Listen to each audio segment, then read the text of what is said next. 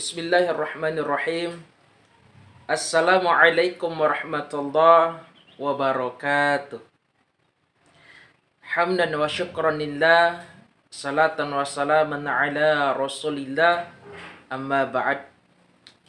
Pemirsa yang dimuliakan oleh Allah, insyaallah pada kesempatan yang mulia ini sejenak membahas salah satu sunnah Rasulullah yang bermanfaat dalam kehidupan kita sehari-hari, yakni memakan buah terlebih dahulu baru kemudian memakan makanan berat. Pemirsa yang dimuliakan oleh Allah, memakan buah terlebih dahulu kemudian memakan makanan yang berat seperti halnya nasi, daging, dan makanan yang berat lainnya merupakan sunnah yang sangat mulia, sunnah yang sangat dianjurkan kepada kita semua. Allah Subhanahu wa taala berfirman dalam surah Al-Waqiah ayat 20 sampai 21. Wa fakihatin mimma yatakhayyarun wa lahmi tayrin mimma yashtahun. Dan buah-buah apapun yang mereka pilih. Walahmi tayrim mimma yashtahun. Dan daging burung yang mereka inginkan. Jamaah sekalian, Imam Al-Ghazali dalam kitabnya Ihya Ulumuddin memberikan syarahan bahwasanya penduduk surga itu kebiasaannya adalah memakan buah terlebih dahulu, baru memakan makanan yang berat. Dan ini juga merupakan tuntunan dan anjuran bagi kita selaku makhluk hidup, hamba Allah yang masih hidup di muka bumi ini, yang masih berpijak di atas tanah ini, untuk memakan buah terlebih dahulu, baru memakan makanan yang berat. Kalau ada buah.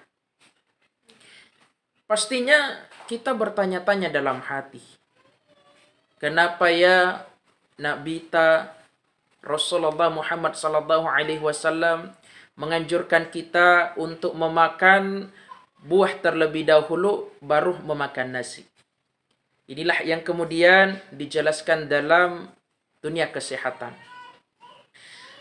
Ada seorang dokter bernama Muhammad Zuardi.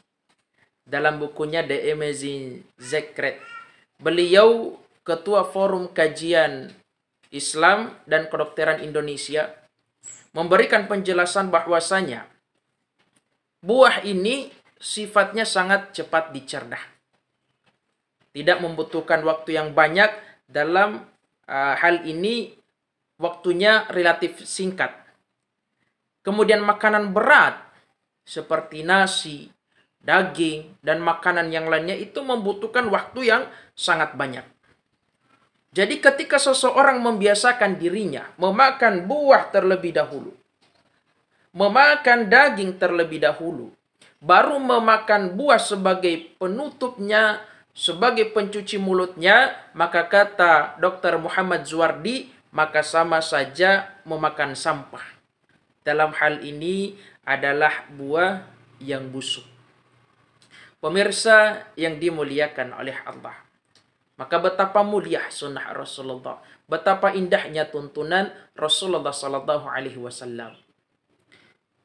Ada seorang peneliti jamaah sekalian bernama Stephen Carleon.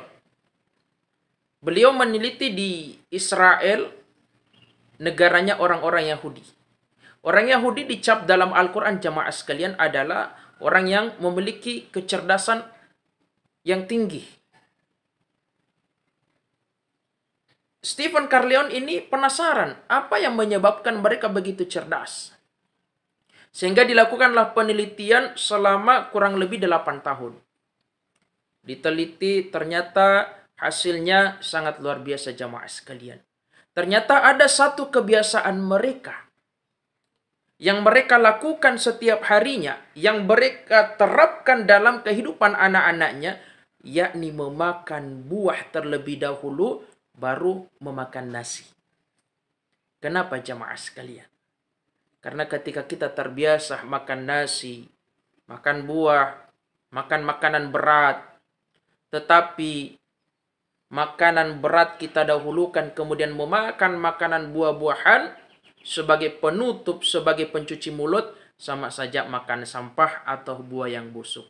Ketika kita sering makan sampah atau buah yang busuk, maka tidak akan ada peningkatan kecerdasan pada otak kita, pada otak anak-anak kita.